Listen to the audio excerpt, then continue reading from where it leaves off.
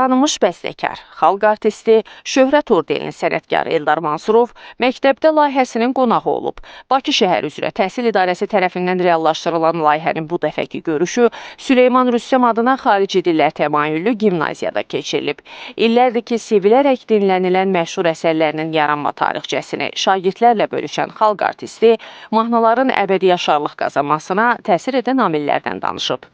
Belə görüşlər təkcə uşaqlar üçün yox, mən deyərdim ki, bizim kimi yaradıcı insanlar üçün də çox vacibdir. Çünki biz bu gənclərə, bu uşaqlara baxanda gələcəyin deyərdim ki, bunların da arasında gələcəyin məşhurları, dahilər hamısı burada toplaşırlar.